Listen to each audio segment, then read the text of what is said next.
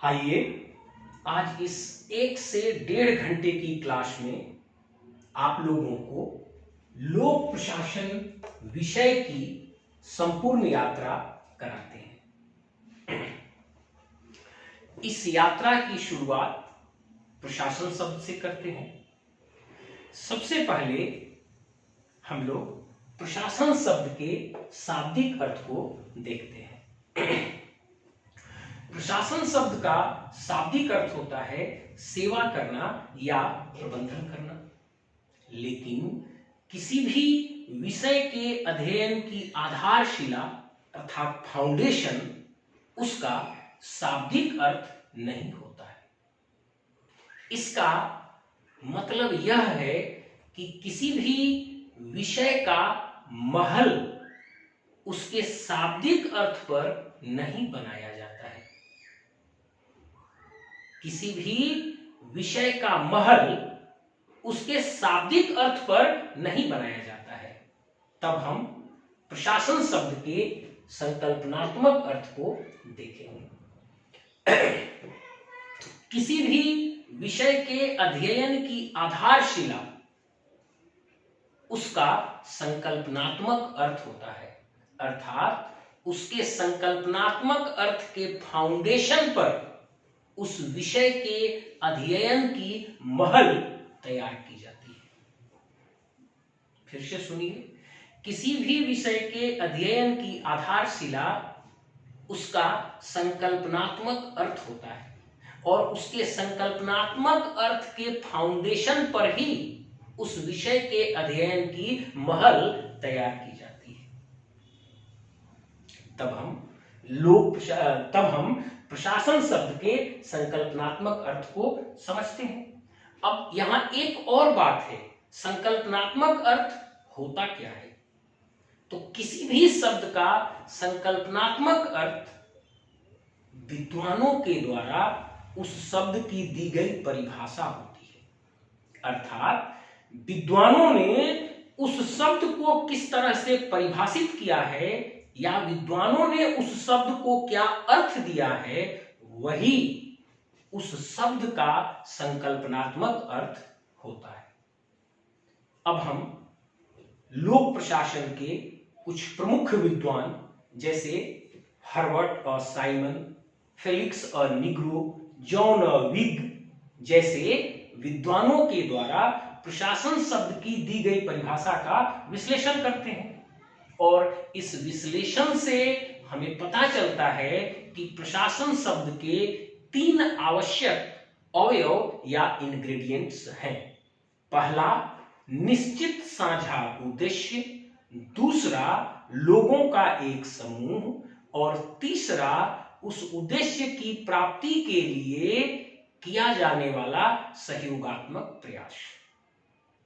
ये 3 अवयव आपस में जब एक साथ मिलते हैं तब प्रशासन की संकल्पना कायम होती है। अब आप जहां कहीं भी इन तीनों अवयव को पाएंगे वह प्रशासन की क्रिया होगी। एक बात यहां और ध्यान से दिमाग में बिठाइए कि इन 3 में से यदि कोई भी एक अवयव नहीं होगा तब प्रशासन की संकल्पना कायम नहीं होगी, अर्थात प्रशासन की क्रिया पूर्ण नहीं होगी। तीनों अवयवों का होना आवश्यक है। अब इन तीनों आवश्यक अवयवों को मिलाकर हम लोग प्रशासन को परिभाषित करते हैं और प्रशासन की परिभाषा इस प्रकार होगी। किसी निश्चित साझा उद्देश्य की प्राप्ति के लिए लोगों के एक समूह के द्वारा किया जाने वाला सहयोगात्मक प्रयास प्रशासन है। परिभाषा फिर से सुनिए, किसी निश्चित साझा उद्देश्य की प्राप्ति के लिए लोगों के एक समूह के द्वारा किया जाने वाला सहयोगात्मक प्रयास प्रशासन है। अब हम यहां तक प्रशासन का संकल्पनात्मक अर्थ, प्रशासन शब्द के 3 आवश्यक अवयव, इन दोनों चीजों को समझ चुके हैं। इसके बाद अब हम मनुष्य के पाषाणकालीन जीवन की ओर चलते हैं।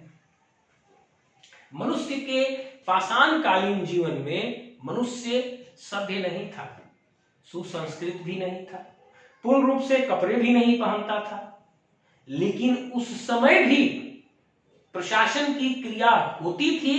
आइए हम इसी बात को आपको समझाते हैं कैसे। मनुष्य के पाषाणकालीन जीवन में मनुष्य गुफाओं में रहता था और जंगल से या जंगली जानवरों का शिकार करके अपना भोजन प्राप्त करता था और जंगली जानवरों से अपनी सुरक्षा भी करता था। उनका मूल रूप से जीवन इसी परिधि में सीमित था। अब यहीं पर आप विश्लेषण कीजिए।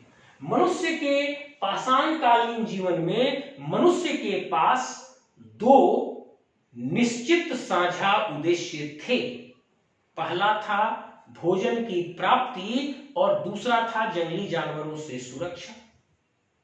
अब इस उद्देश्य की प्राप्ति के लिए मनुष्य गुफाओं में भी समूह में रहता था और तीसरा, उन उद्देश्य की प्राप्ति के लिए मनुष्य सहयोगात्मक प्रयास भी करता था। फिर से इस शब्द को सुनिए। मनुष्य के पाषाणकालीन जीवन में भी मनुष्य के पास दो निश्चित साझा उद्देश्य थे और वह था भोजन की प्राप्ति और जंगली जानवरों से सुरक्षा करना। इस उद्देश्य की प्राप्ति के लिए मनुष्य गुफाओं में भी समूह में रहता था और इन उद्देश्यों की प्राप्ति के लिए वह सहयोगात्मक प्रयास भी करता था।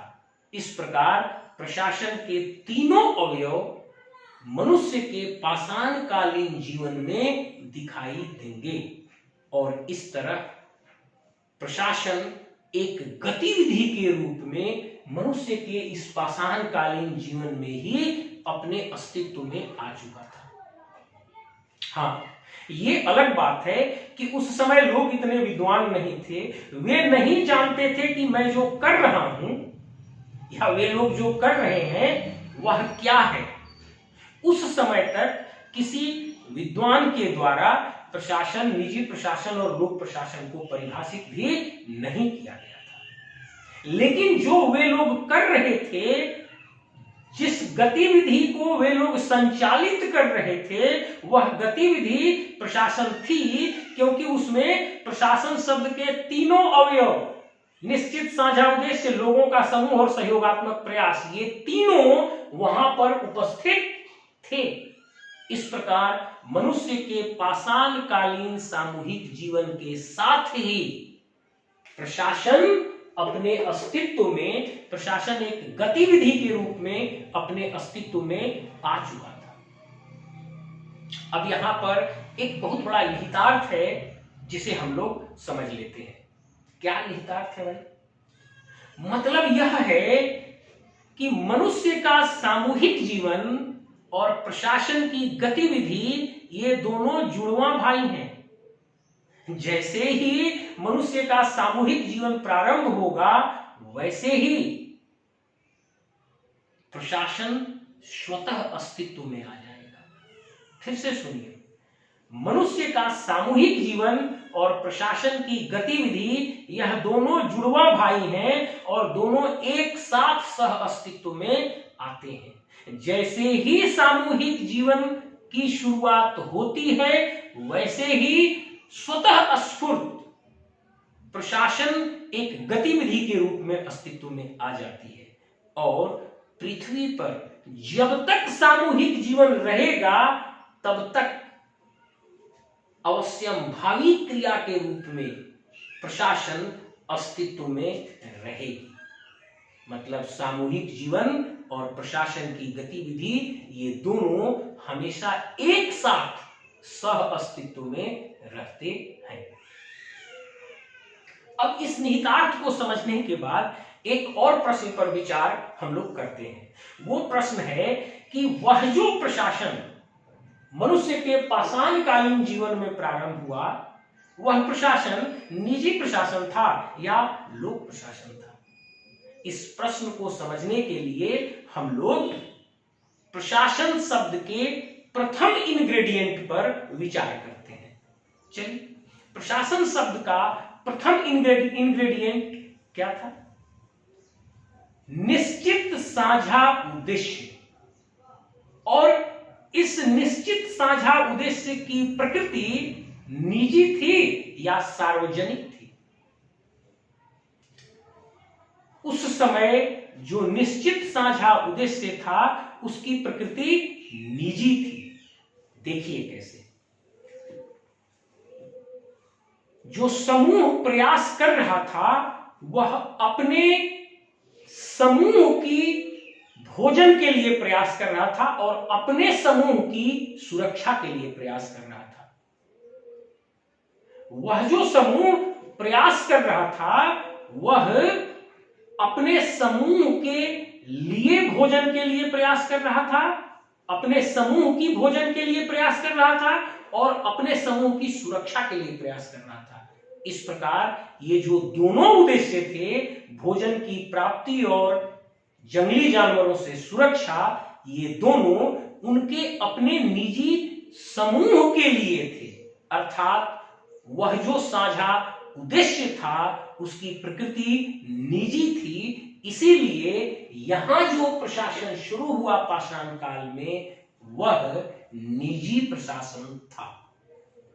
आप इसे दिमाग में बिठा लें, जो प्रशासन की शुरुआत हुई पाषाण काल में वह निजी प्रशासन थी। अब धीरे धीरे समय बीतता गया, मनुष्य की चेतना का विकास होता गया, मनुष्य ने नई नई खोज की, मनुष्य ने आग की खोज की, मनुष्य ने पहिए की खोज की, मनुष्य ने खेती करना सीख लिया। अब जब मनुष्य ने आग की खोज कर ली, पहिए की खोज कर ली, खेती करना सीख लिया, तब मनुष्य अस्थाई बस्ती बनाकर रहने लगा। फिर से सुनिए, जब मनुष्य ने आग की खोज कर ली, पहिए की खोज कर ली और खेती करना सीख लिया, तब मनुष्य अस्थाई बस्ती बनाकर रहने लगा। अब जब मनुष्य अस्थाई बस्ती बनाकर रहने लगा तब नैतिक और अनैतिक शक्तियों के बीच में एक द्वंद्व हुआ। अर्थात नैतिक विचार रखने वाले लोगों और अनैतिक विचार रखने वाले लोगों के बीच में एक द्वंद्व हुआ और इस द्वंद्व में, इस वैचारिक द्वंद्व में नैतिक शक्तियां विजयी हुई और इसका परिणाम राज्य की उत्पत्ति हुई। अर्थात नैतिक और अनैतिक शक्तियों के इस द्वंद्व में राज्य नामक नैतिक संस्था अस्तित्व में आई या राज्य नामक नैतिक संस्था का गठन हुआ। अब यहां पर भी एक निहितार्थ है, इस बात को समझिए। चलिए,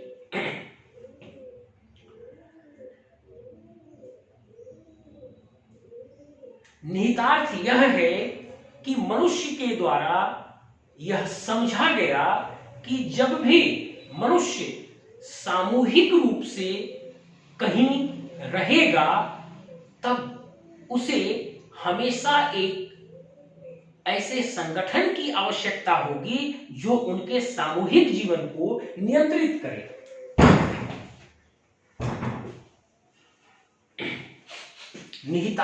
वह निहितार्थ यह है कि जब भी मनुष्य सामूहिक रूप से रहता है, वह निहितार्थ यह है कि जब भी मनुष्य सामूहिक रूप से रहता है तब एक ऐसे संस्था की आवश्यकता होती है जो उनके सामूहिक जीवन को नियंत्रित करे।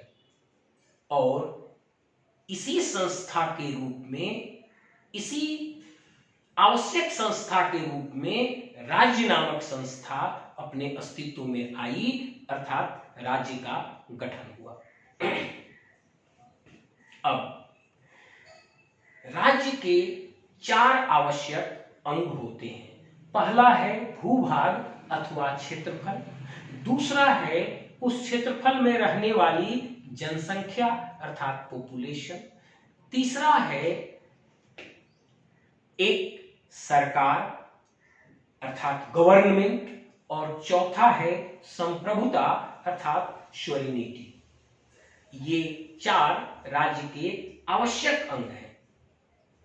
अब इसका मतलब यह है कि जैसे ही राज्य की उत्पत्ति हुई, जैसे ही नैतिक और अनैतिक शक्तियों के बीच द्वंद्व के परिणाम स्वरूप राज्य की उत्पत्ति हुई, वैसे ही राज्य के एक आवश्यक अंग के रूप में सरकार भी अस्तित्व में आ गया। जैसे ही नैतिक और अनैतिक शक्तियों के बीच द्वंद्व के परिणाम स्वरूप जैसे ही राज्य नामक संस्था अस्तित्व में आई, वैसे ही राज्य के एक आवश्यक अंग के रूप में सरकार भी अस्तित्व में आ गई। अब सरकार के द्वारा उस राज्य के संपूर्ण नागरिकों के लिए, उस राज्य के संपूर्ण नागरिकों के लिए प्रशासन का कार्य किया जाने लगा और यहां पर गतिविधि के रूप में लोक प्रशासन अस्तित्व में आया। आइए इसका थोड़ा और विस्तार से विश्लेषण करते हैं। जैसे ही राज्य की उत्पत्ति हुई, वैसे ही राज्य के आवश्यक अंग के रूप में सरकार अस्तित्व में आई और इस सरकार के द्वारा राज्य के संपूर्ण नागरिकों की भलाई के लिए प्रशासन का कार्य किया जाने लगा। अब यहां पर जो प्रशासन का कार्य किया जा रहा है, इसके उद्देश्य की प्रकृति का विश्लेषण करते हैं। संपूर्ण नागरिकों की भलाई के लिए, राज्य के संपूर्ण नागरिकों की भलाई के लिए, मतलब उद्देश्य क्या था? राज्य के संपूर्ण नागरिकों की भलाई करना, मतलब उद्देश्य जो था वो सार्वजनिक था।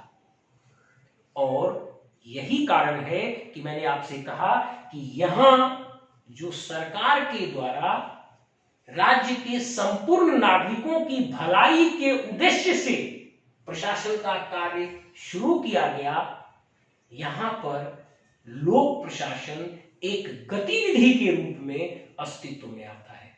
अर्थात राज्य की उत्पत्ति के साथ ही राज्य के आवश्यक अंग के रूप में सरकार अस्तित्व में आती है और इसके साथ ही लोक प्रशासन एक गतिविधि के रूप में अस्तित्व में आ जाता है। लेकिन यहां तक भी किसी विद्वान के द्वारा प्रशासन, लोक प्रशासन या निजी प्रशासन को परिभाषित अभी तक नहीं किया गया था। अब चलिए आगे बढ़ते हैं। धीरे धीरे समय बीतता गया, लेकिन उस समय भी राज्य पर और राजनीति शास्त्र पर विभिन्न विद्वानों के द्वारा पुस्तकें और लेख लिखी जाती थी। आप देखेंगे प्लेटो और अरस्तु के काल से राजनीति शास्त्र पर पुस्तकें लिखी जाती रही हैं। प्लेटो, अरस्तु, Machiavelli, Hobbes, Locke, Rousseau, Bentham, Mill, ये सभी विद्वान राजनीति शास्त्र के विद्वान थे और इन लोगों के द्वारा राज्य और राजनीति शास्त्र पर बहुत सी पुस्तकें और लेख लिखी गई। भारत में आप देखेंगे तो कौटिल्य जो मौर्य काल में थे, उनके द्वारा अर्थशास्त्र नामक राजनीति विषय पर एक पुस्तक लिखी गई थी। मतलब मेरा कहने का अर्थ यह है कि जैसे ही राज्य की उत्पत्ति हुई, उसके बाद से विभिन्न विद्वानों के द्वारा राज्य और राजनीति शास्त्र पर बहुत सी पुस्तकें और लेख लिखी गई और इन्हीं पुस्तकों और लेखों में प्रशासन पर भी कुछ छीट फूट सिद्धांत लिखे गए और उस समय प्रशासन चूंकि बहुत अधिक जटिल नहीं था, इसलिए इन छीट फूट सिद्धांतों के आधार पर ही प्रशासन को संचालित किया जाता रहा। धीरे धीरे प्रशासन की जटिलता बढ़ती चली गई और 18वीं शताब्दी में आकर विद्वानों के द्वारा ऐसा महसूस किया जाता है कि प्रशासन शब्द पर, प्रशासन और लोक प्रशासन पर भी अलग से कोई व्यवस्थित शोध किया जाना चाहिए। तब जर्मनी और ऑस्ट्रिया, ये यूरोप के दो देश हैं, यूरोप महाद्वीप के ये दो देश हैं, जर्मनी और ऑस्ट्रिया। जर्मनी और ऑस्ट्रिया में कैमरलिस्ट विद्वानों के द्वारा प्रशासन और लोक प्रशासन विषय पर अलग से व्यवस्थित शोध प्रारंभ किया गया और इन कैमरलिस्ट विद्वानों के सबसे प्रमुख प्रणेता जॉर्ज जिंक महोदय थे।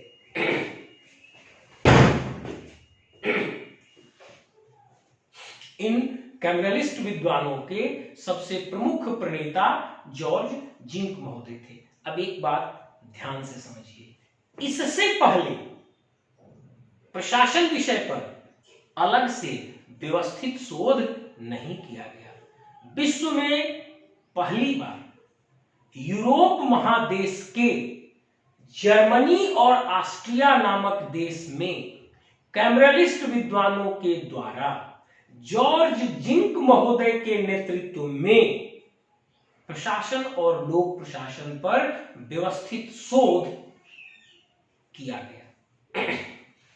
अब इसके बाद आगे बढ़ते हैं। यहां तक भी मैंने आपसे कहा कि यूरोप महादेश के जर्मनी और ऑस्ट्रिया नामक देश में कैमरलिस्ट विद्वानों के द्वारा जॉर्ज जिंक महोदय के नेतृत्व में प्रशासन और लोक प्रशासन विषय पर व्यवस्थित शोध किया गया, लेकिन यहां तक भी किसी के द्वारा लोक प्रशासन को परिभाषित नहीं किया गया था, उसका अर्थ और क्षेत्र विस्तार नहीं समझाया गया था। इसके कुछ दिनों बाद 18वीं शताब्दी के अंतिम चरण में अमेरिका के एक विद्वान जॉर्ज हैमिल्टन महोदय के द्वारा लोक प्रशासन का अर्थ, क्षेत्र और परिभाषा विस्तार से बताया गया। मतलब 18वीं शताब्दी के अंत में लोक प्रशासन शब्द का अर्थ, क्षेत्र और विस्तार जॉर्ज हैमिल्टन नामक विद्वान के द्वारा बताया गया। अब आगे बढ़ते हैं। हम 1812 ईस्वी में आते हैं।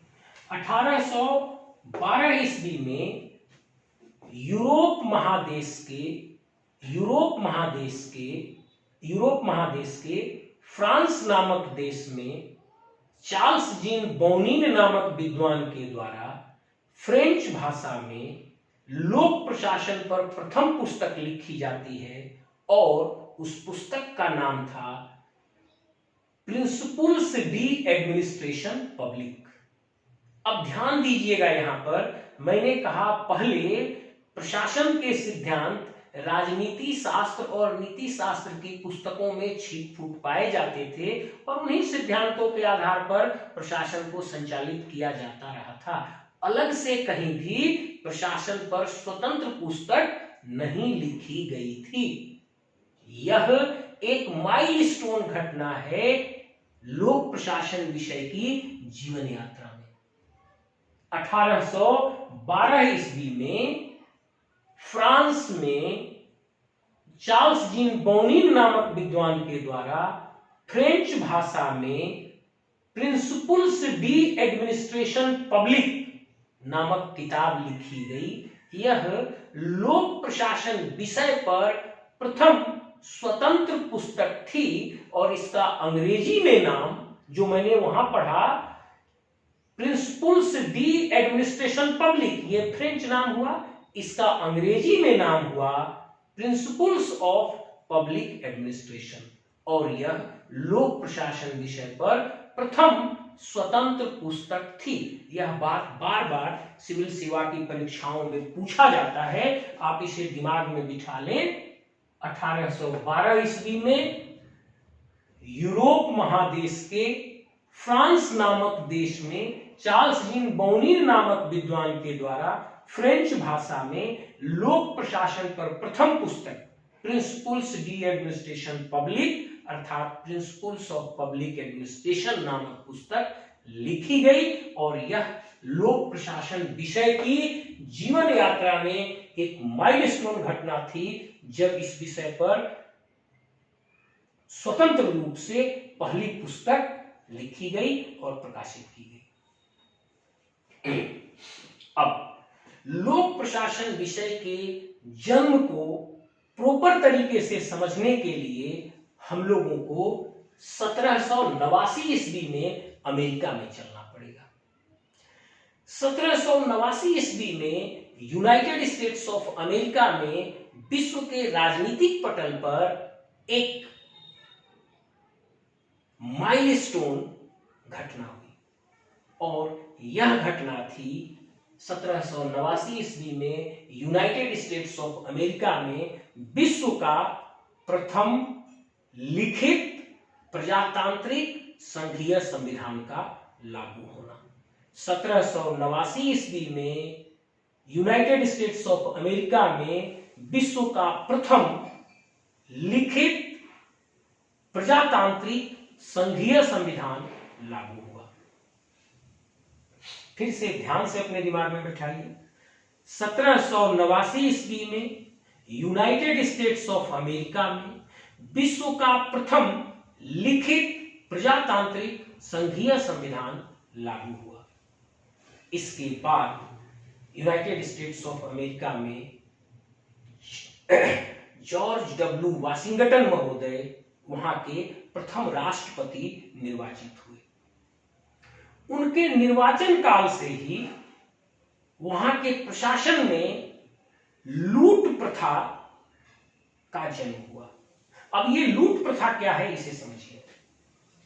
नवनिर्वाचित राष्ट्रपति के द्वारा प्रशासन में पहले से कार्यरत पदाधिकारियों को हटाकर अपने राजनीतिक समर्थकों को उस पद पर नियुक्त कर देना लूट प्रथा है।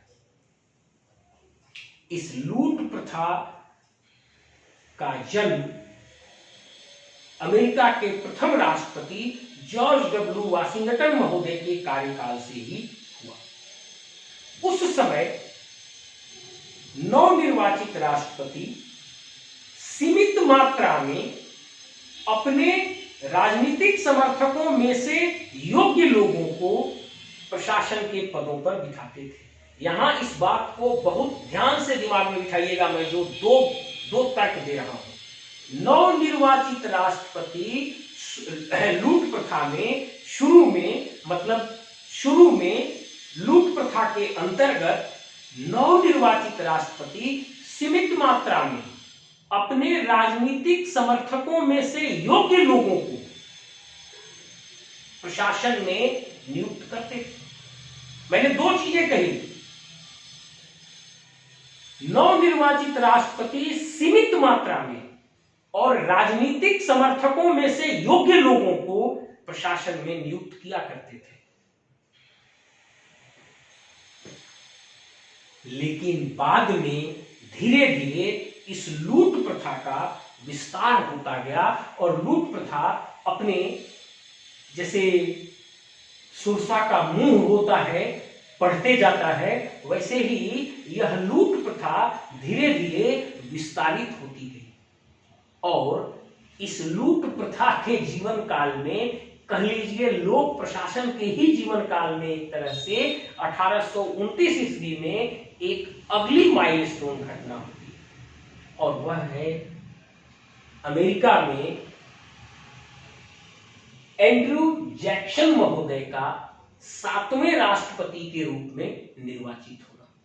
अर्थात इस लूट प्रथा के जीवन काल में, या कह लीजिए लोक प्रशासन के जीवन काल में, एक अगली माइलस्टोन घटना वर्ष 1829 में होती है, जब अमेरिका में एंड्रयू जैक्सन महोदय अमेरिका के 7वें राष्ट्रपति के रूप में निर्वाचित होते हैं।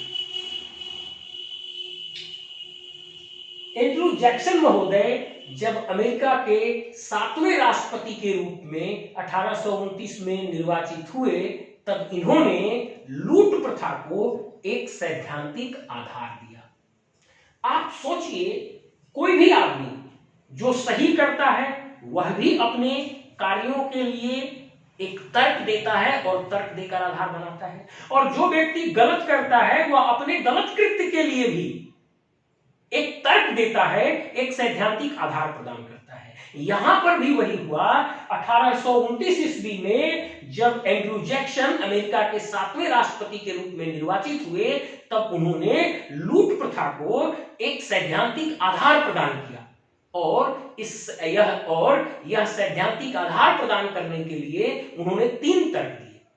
उन्होंने पहला तर्क दिया, प्रशासन के कार्य बहुत अधिक जटिल नहीं होते हैं। उन्होंने दूसरा तर्क दिया, एक सामान्य समझ का व्यक्ति कुछ दिनों के प्रशिक्षण से इन कार्यों को आसानी से सीख सकता है।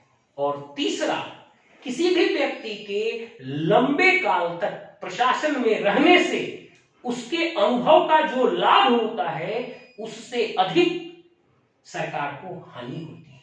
इसलिए लूट प्रथा जायज है और यह होनी चाहिए। और जब एक निर्वाचित राष्ट्रपति के द्वारा यह सैद्धांतिक आधार प्रदान कर दिया गया, तब लूट प्रथा और अपने विभत्स अवस्था में आ गई।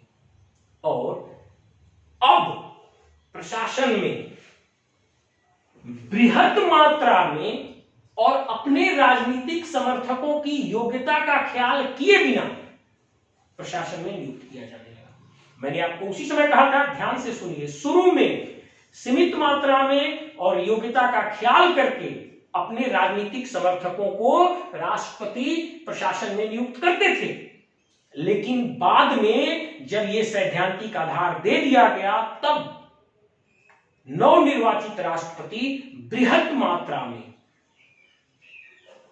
योग्यता का बिना ख्याल किए अपने राजनीतिक समर्थकों को प्रशासन में पदस्थापित करने लगे।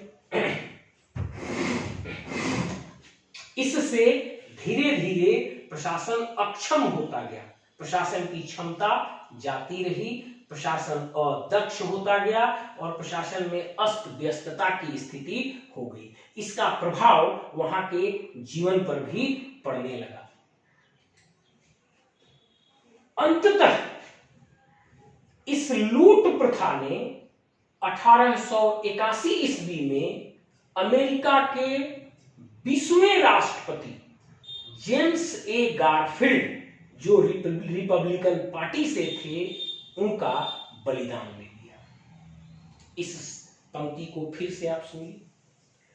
अंततः इस लूट प्रथा ने वर्ष 1881 में अमेरिका के 20वें राष्ट्रपति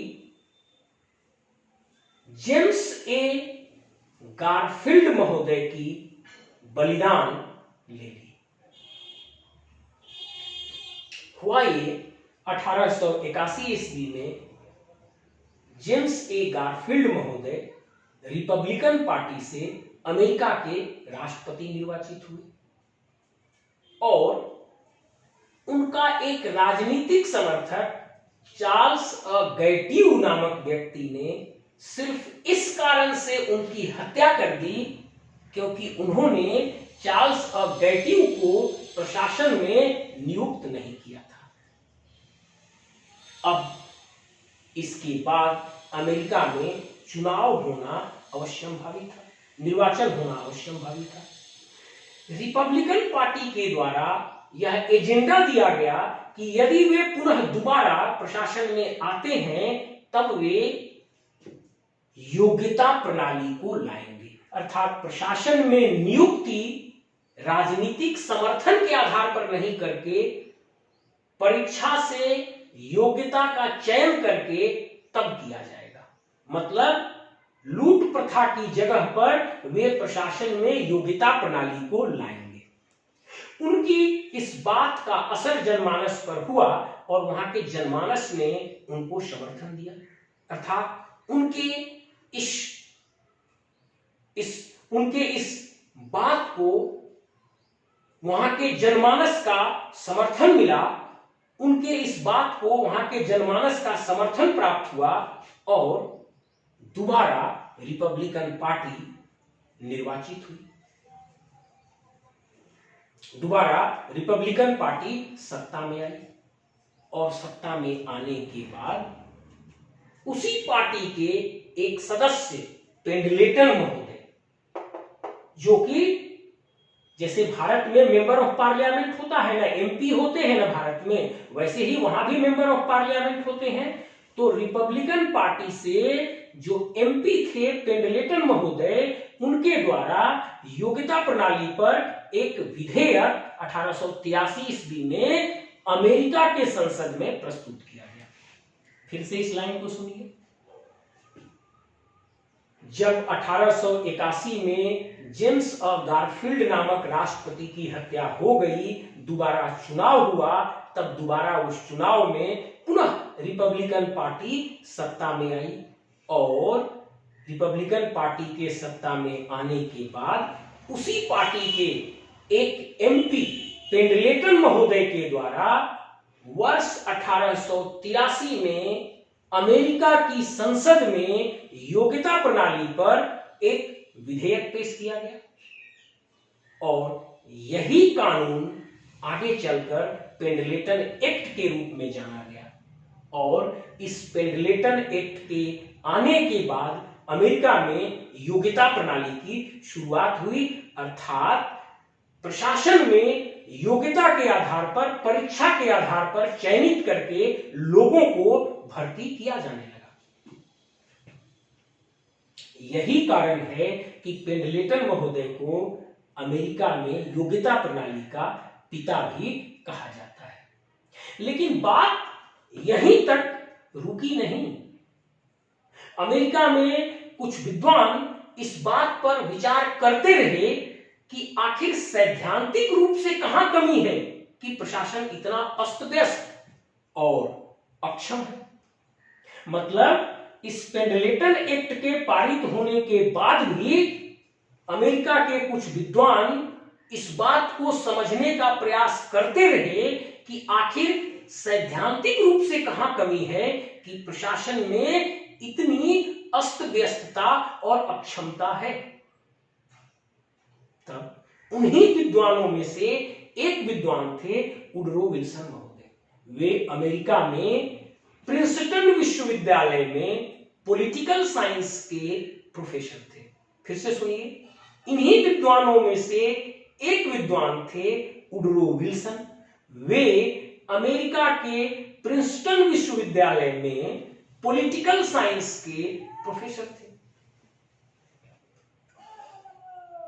उनके द्वारा वर्ष 1887 में पॉलिटिकल साइंस क्वार्टरली नामक एक मैगजीन में एक लेख प्रकाशित किया गया और उस लेख का नाम था द स्टडी ऑफ एडमिनिस्ट्रेशन।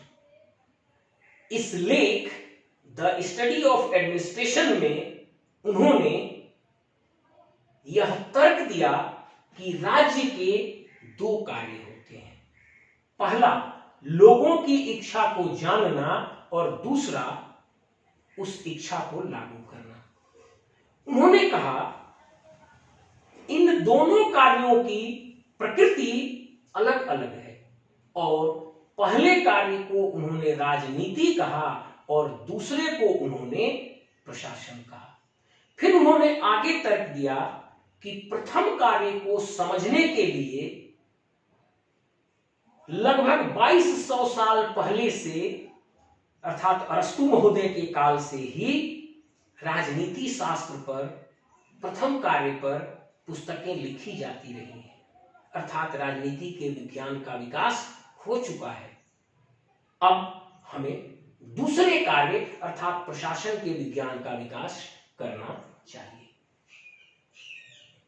इस जगह इन बातों को एक बार आप फिर से सुनिए, बहुत शांत दिमाग से, और अपने मन में बिठाइए।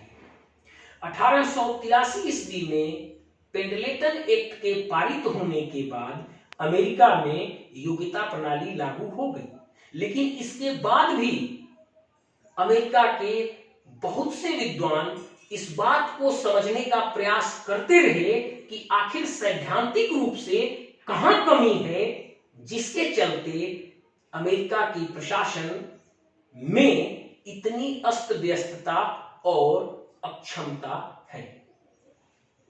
उन विद्वानों में से एक प्रसिद्ध विद्वान थे वुडरो विल्सन महोदय। वुडरो विल्सन अमेरिका के प्रिंसटन विश्वविद्यालय में पॉलिटिकल साइंस के एक प्रोफेसर थे। उनके द्वारा वर्ष 1887 में पॉलिटिकल साइंस क्वार्टरली नामक एक पत्रिका में एक लेख प्रकाशित किया गया। उस लेख का नाम था द स्टडी ऑफ एडमिनिस्ट्रेशन। इस लेख में उनके द्वारा यह तर्क दिया गया कि राज्य के दो कार्य हैं।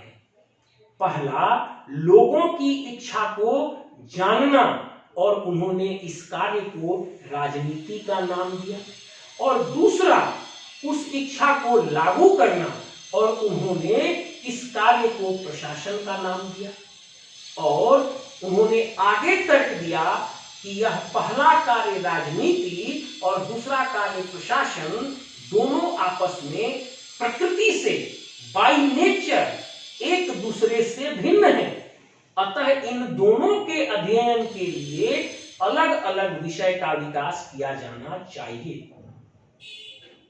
और उन्होंने आगे तर्क दिया कि पहले कार्य अर्थात राजनीति के लिए लगभग 2200 साल पहले से विज्ञान का विकास, राजनीति शास्त्र का विकास हो चुका है, और इस पर विद्वानों के द्वारा सिद्धांत दिए जाते रहे हैं। अब हमें राज्य के दूसरे कार्य अर्थात प्रशासन के विषय का विकास करना चाहिए। उनके इसी तर्क के बाद लोक प्रशासन विषय का जन्म हुआ, और यहां से लोक प्रशासन विषय के जीवन काल का प्रथम चरण शुरू होता है। चूंकि इस काल की शुरुआत राजनीति प्रशासन द्विविभाजन से हुई थी, इसीलिए इस काल को राजनीति प्रशासन द्विविभाजन का काल कहा जाता है। आइए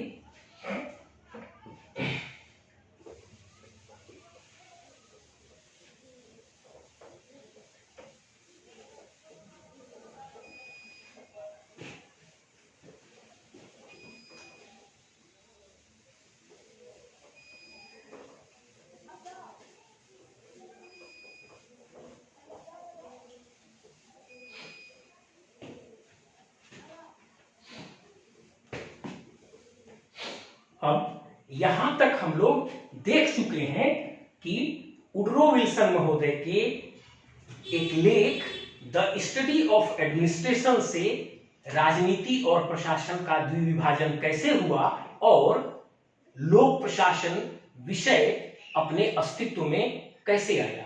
मैं इस बात का भी विश्लेषण कर चुका हूं कि यह लोक प्रशासन विषय के जीवन यात्रा का प्रथम चरण था, और चूंकि यहां लोक प्रशासन का जन्म राजनीति और प्रशासन के द्विविभाजन के कारण हुआ, इसीलिए लोक प्रशासन की जीवन यात्रा के इस प्रथम चरण को राजनीति प्रशासन द्विविभाजन का काल भी कहा जाता है। अब यहां पे देखते हैं हम, ये है 1887 वुडरो विल्सन का लेख द स्टडी ऑफ एडमिनिस्ट्रेशन, और इसी लेख से राजनीति और प्रशासन का द्विविभाजन होता है, और इसीलिए इस काल का नाम पड़ा राजनीति प्रशासन द्विविभाजन का काल। अब यह एक बहुत बड़ी माइलस्टोन घटना थी लोक प्रशासन के जीवन काल में, जहां से लोक प्रशासन विषय का जन्म होता है और यहां से लोक प्रशासन विषय के जीवन यात्रा का प्रथम चरण शुरू होता है।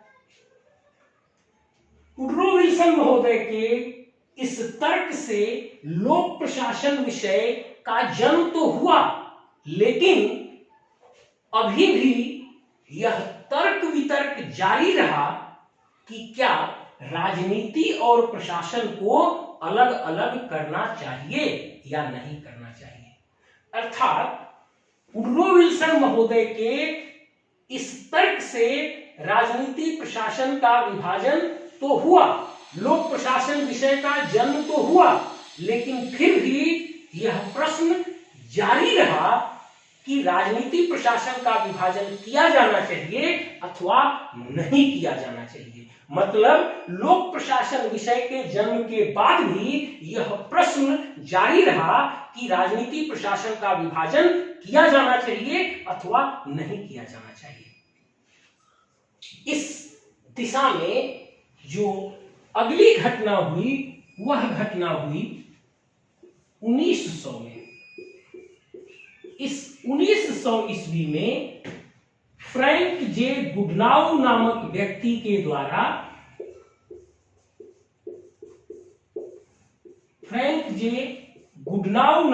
एक विद्वान के द्वारा एक पुस्तक लिखी गई और उस पुस्तक का नाम था politics and administration. Politics and administration. वर्ष 1900 में फ्रैंक जे गुडनाउ के द्वारा एक पुस्तक प्रकाशित की गई जिसका नाम था पॉलिटिक्स एंड एडमिनिस्ट्रेशन, और इस पुस्तक में उन्होंने वुडरो विल्सन महोदय के द्वारा दिए गए तर्क का समर्थन किया। इस समर्थन के लिए उन्होंने सेपरेशन ऑफ पावर के सिद्धांत का सहारा लिया। सेपरेशन ऑफ पावर का सिद्धांत क्या है, इसको देखिए। आपने देखा है विधायिका, कार्यपालिका और न्यायपालिका। चलिए इसको थोड़ा इस तरह से लिखते हैं।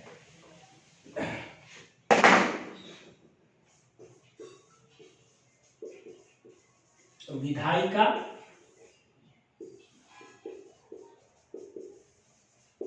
कार्यपालिका और न्यायपालिका, ये सरकार के तीन टुकड़े हैं। सेपरेशन ऑफ पावर का सिद्धांत, पहले आप ऐसे देखिए, आपके यहां आप राज्य में देख लीजिए या आपने देश में देख लीजिए। देश में देखिए, भारत में संसद है, वही आपकी विधायिका कहलाती है। प्रधानमंत्री के नेतृत्व में मंत्रिपरिषद है, वही आपकी कार्यपालिका कहलाती है। और सुप्रीम कोर्ट के नेतृत्व में पूरी न्यायिक व्यवस्था है आपकी ऊपर से नीचे तक, इसी को न्यायपालिका कहा जाता है। फिर से सुनिए, आप अपने भारत देश में देख लीजिए, संसद है आपका, पार्लियामेंट है, उसी को विधायिका कहते हैं। अब प्रधानमंत्री के नेतृत्व में पूरी मंत्रिपरिषद है, उसी को कार्यपालिका कहते हैं। और सुप्रीम कोर्ट के नेतृत्व में, सर्वोच्च न्यायालय के नेतृत्व में, सुप्रीम कोर्ट के नेतृत्व में पूरी न्यायिक प्रणाली है, इसी को न्यायपालिका कहते हैं। मतलब ये सरकार के तीन टुकड़े हैं। सेपरेशन ऑफ पावर यह कहता है कि सरकार के तीन कार्य हैं, कानून को बनाना, कानून को लागू करना और न्याय करना। और सरकार के इन तीन कार्यों की नेचर, प्रकृति अलग होती है। इसीलिए सरकार के 3 टुकड़े किए जाना चाहिए। एक टुकड़ा कानून बनाएगा और उसे विधायिका कहेंगे, दूसरा टुकड़ा कानून को लागू करेगा और उसे कार्यपालिका कहेंगे, और तीसरा टुकड़ा न्याय करेगा, उसे हम न्यायपालिका कहेंगे। यही है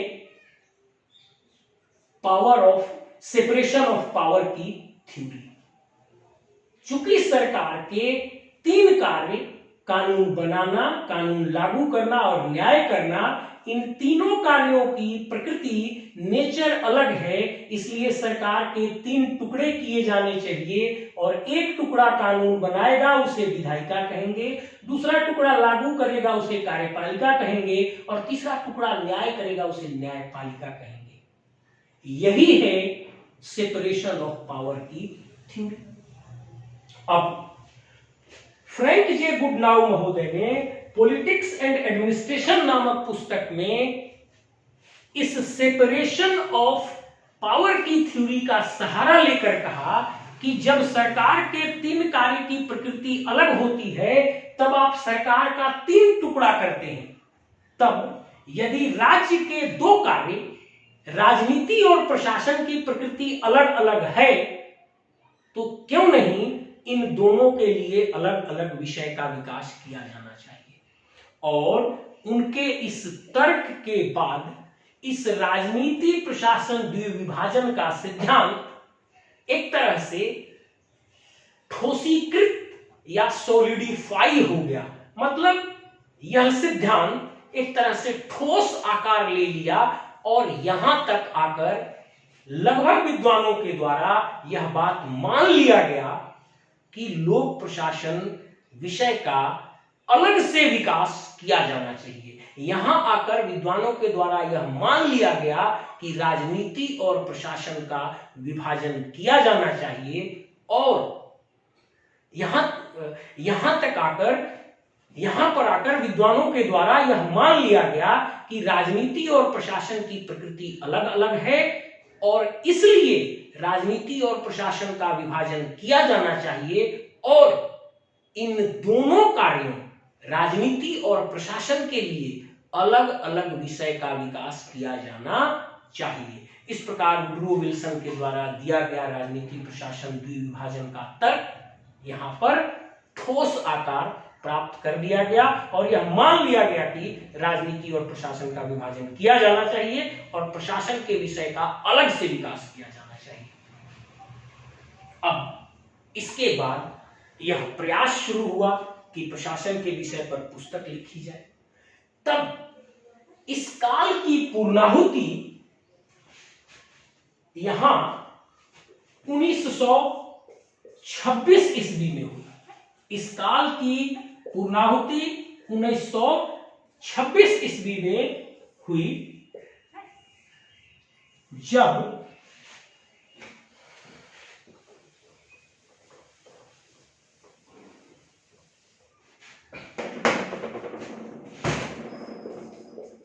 एल.डी. व्हाइट नामक एक विद्वान के द्वारा एक लोक प्रशासन पर पुस्तक प्रकाशित किया गया। उस पुस्तक का नाम था an introduction to the study of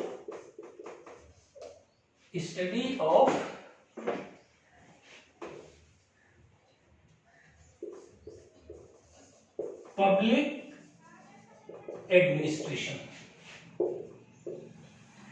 N introduction to the study of public administration नामक पुस्तक एल.डी. व्हाइट महोदय के द्वारा 1926 ईस्वी में प्रकाशित की गई।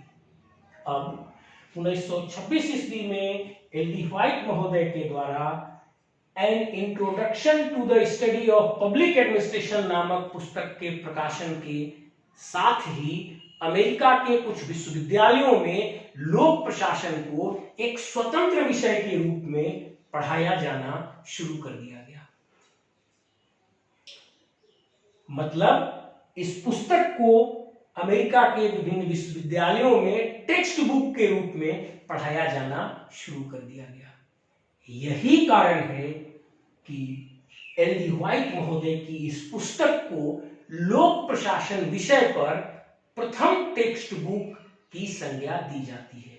अब यहां पर दो बातें समझने की हैं। पहला, जिस चरण की शुरुआत 1887 में हुई थी, राजनीति प्रशासन द्विविभाजन, जिस चरण की शुरुआत वर्ष 1887 में हुई थी, राजनीति प्रशासन द्विविभाजन का चरण, उसकी पूर्णाहुति वर्ष 1926 में हो गई, जब इस विषय पर अलग से एक पुस्तक, एक टेक्स्ट बुक लिखी गई और इसको यूनिवर्सिटीज में एक विषय के रूप में स्वीकार कर लिया गया और पढ़ाया जाने लगा।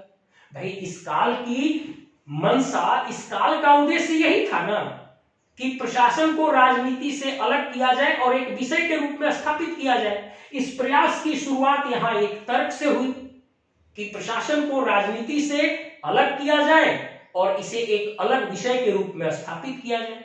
इस बात का समर्थन वर्ष 1900 में फ्रैंक जे गुडनाउ नामक विद्वान के द्वारा किया गया और अंततः वर्ष 1926 में इस विषय पर पुस्तक एल.डी. व्हाइट महोदय के द्वारा लिखी गई और उस पुस्तक को विभिन्न विश्वविद्यालयों में पढ़ाया जाने लगा।